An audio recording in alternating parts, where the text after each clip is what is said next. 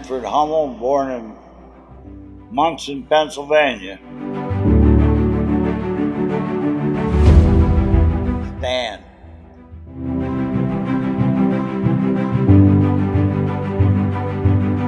Yes, I have 4 brothers and 2 sisters. Audrey, Shirley, Richard, Daniel, and Chester. Lived actually on the corner of my grandfather's farm. My father built a home on the farm. My grandfather was a farmer, and he thought when I was young, he was still farming.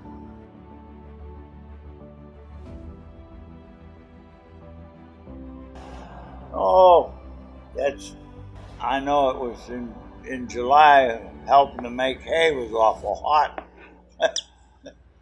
That's about all I can remember, how hot and miserable it was. The rest of the time on the farm was okay. That hard work in the summertime.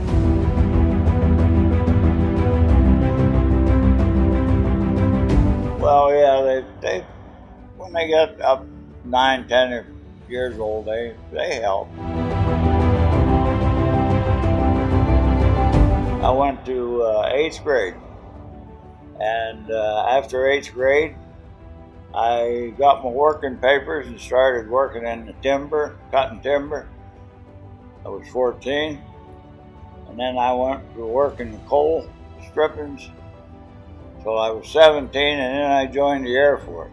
And in 1949, I joined the Air Force, and I got a GED, New Mexico School Board school system, and then I went to Penn State for 3 years.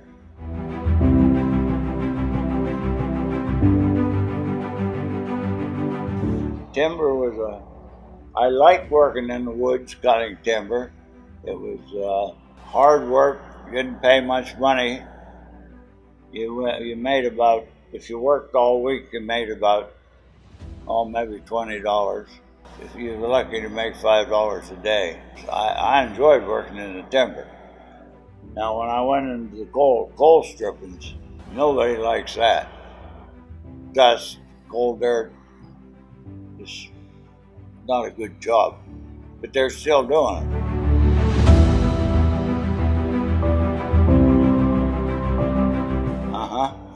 That was it. That was it.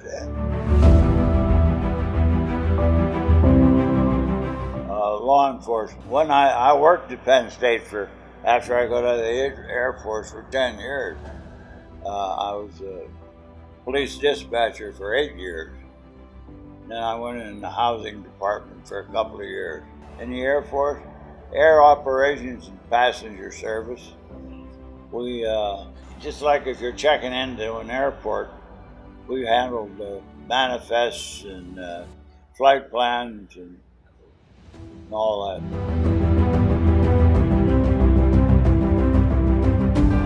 Crazy telephone.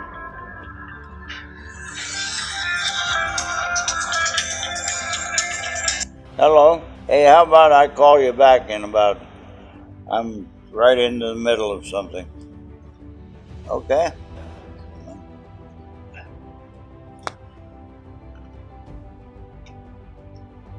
Okay.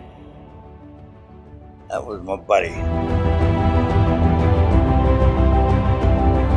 Well, once I was promoted to sergeant, then I was a air operations supervisor, and I was responsible for the flight records, the aircraft flight records, the pilot's flight records, the safety bulletins, all the classified material, and it was just a working operation.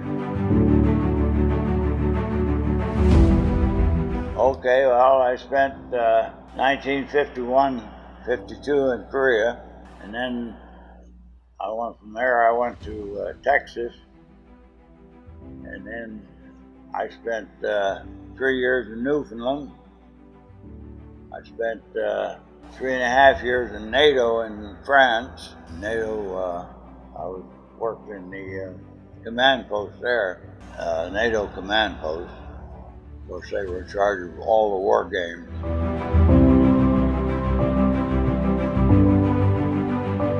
Well, I suppose I was stationed in Albuquerque, New Mexico. I liked that also. That was nice.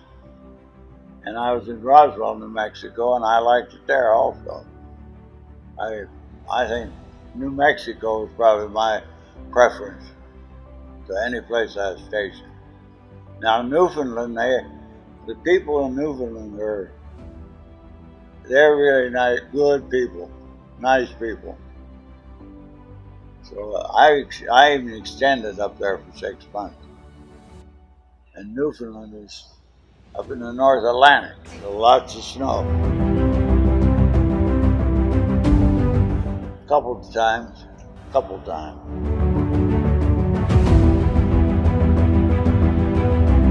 I have one daughter.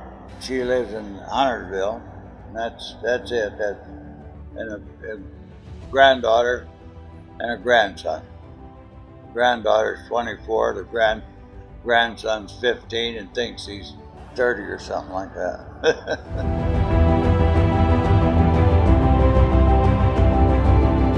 Well, that's all I have. That's my life. You know, it's hard enough living by yourself. You get pretty lonesome. But when you have family that comes around, like yesterday, we went to lunch, my daughter, my granddaughter, and I. And it means a lot, family.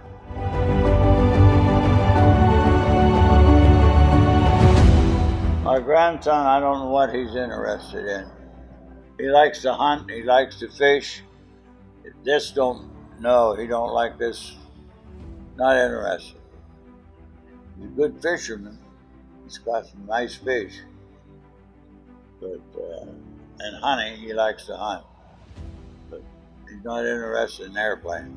Well, back in the 40s when they had solid models, I built some. And I built a few in the Air Force, but then I got into radio control about 1980. About 82, I think it was. I built the first radio control. And I've been at that ever since. Keeps me from going berserk. Yeah, it keeps your mind working.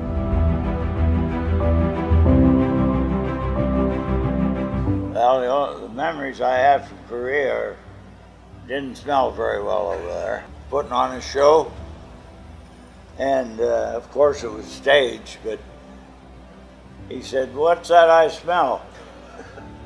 And the colonel in the back row said, "That's shit, Bob." He said, "Yeah, I know, but what'd they do to it?" I drove quite a bit over there, drove truck. The only interesting thing is I come back one morning, I forget now where I'd gone, but there was a bullet hole in the window. I remember that. Right about here. I had a picture of it, but I don't know whatever happened to it. That was interesting. And then one other time I was out, and I was doing I was driving a truck, and I suppose I was doing 40 miles an hour, and here the North Koreans had dug a ditch about that wide across the road, and I was going fast enough that I jumped it. Yep. If I'd been going any slower when the front wheels went in, that'd been it. When I was at station out TDY up to Nevada, we used Area 51 back then as a landing strip to bring the atomic bombs in. Then, back in the 50s when I was there wasn't anything there hardly. A couple of buildings. I never seen it after they built it up and started doing secret work. One I'm most proud of is keeping my senses. I'm 86, and I still memories pretty well, pretty good.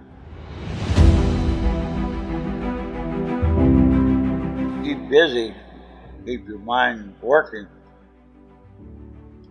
My mother had Alzheimer's, and I have a sister that has it also. She's 18 months younger than I am. And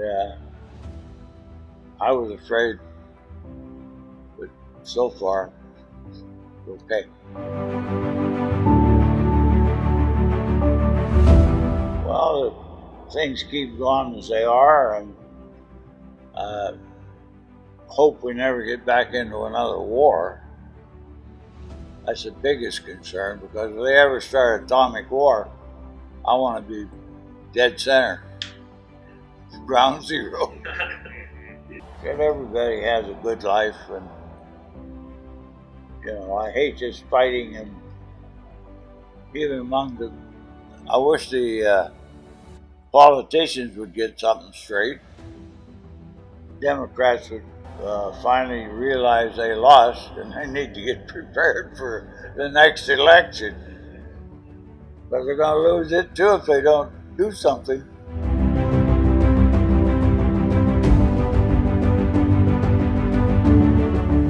Just treat your neighbor like you'd like to be treated, and just live a good. You don't have to go to church every day or anything like that. But just a good, normal, clean life. I work on my hobby and work on the model. I like to put a few hours a day in, or a few hours at night. I don't sleep well. In fact, I was out here at 3 o'clock this morning.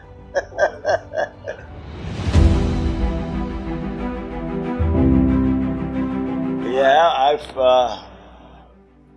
in fact, I quit building, when was it? 1994, I built an ultralight, which was a high-wing Cub wannabe, and I soloed in it. I took lessons down in Florida, and I soloed in the plane that I built. And I flew ultralights from 94 to probably 5 years ago. No, the only thing I've ever bothered me, I took off one time and flew into a cloud bank and couldn't see in any direction. And you know what that is? Yeah. That's a death spiral. I was only in it for about a minute. It scared me. Everything goes. Can't see nothing. The thing is, you don't know how, when you get into a position like that, you don't know if you're upside down, straight up, or what. So that's the reason a lot of them, without instrument training, they go into a cloud, and the next thing they come out is like this, into the ground, the dust spiral. But that's the only time I was ever shook up in an ultralight. And they're just as safe as you make them. I've enjoyed life, still do. Big guns. Yeah. Basic training was, back when I took basic training, the Air Force had just broke away from the Army. So we took Army basic training. Of course, it was marching every day and physical therapy every day and get up early every day. All the Air Forces right now, as far as basic training goes, I think they only have 5 or 6 weeks, and most of that's classroom. Most of that's orientation now. They don't. I don't know whether they train you. We had 2 weeks on the rifle range when I went in. Oh yeah, I like to shoot. Yeah, I like to hunt. I used to do a lot of hunting. I killed 3 moose in Newfoundland. I got an antelope in New Mexico. Got a mule deer in New Mexico. In Pennsylvania, I shot a lot of whitetail. It's about 30 miles northeast of State College, Penn State.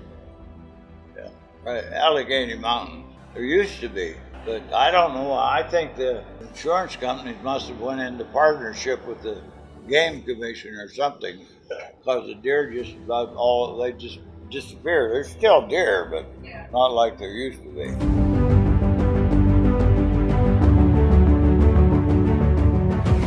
You're welcome. Thank you. Thank you for your